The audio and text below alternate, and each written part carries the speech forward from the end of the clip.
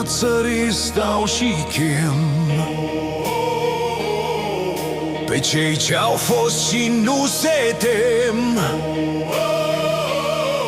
Din brazda sfântă din pământ răsare dorul legământ.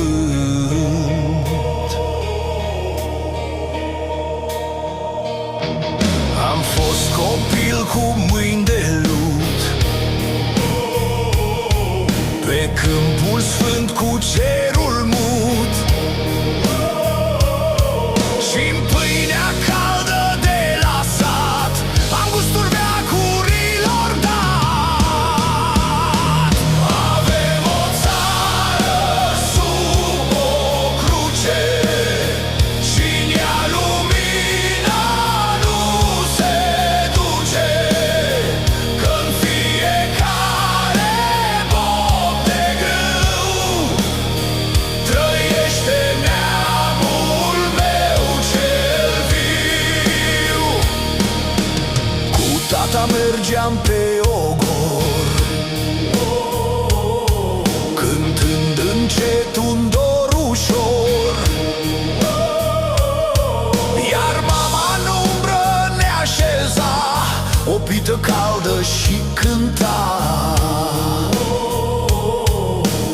Și-n clipa sfântă, sub năframă, pământul tremura ca o mamă și cerul cobora senin să îmbrățișeze alzatul lui suspin.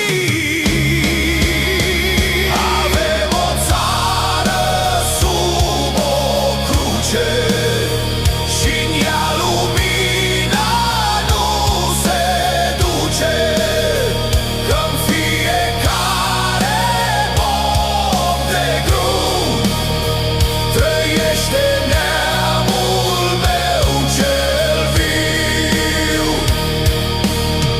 Din brațul plugului și al dorului s-a ridicat puterea neamului, și-n fiecare om cinstit e chipul celui răstignit.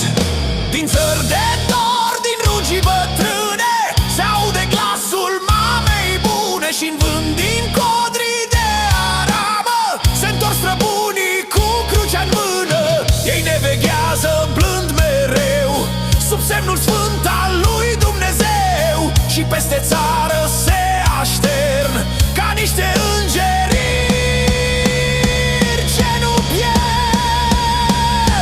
Avem o țară sub o cruce și-n ea lumina nu se duce, că-n fiecare bob de grâu trăiește neamul meu cel viu.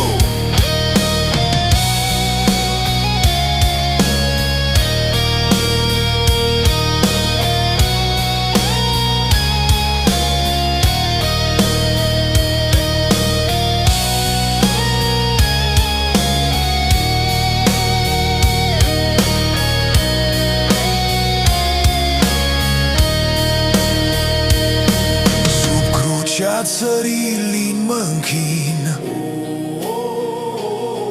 cu lacrimi, dor și rugă în sân, că-n ea mi-e mama, tatăl meu și tot ce-s eu, român mereu.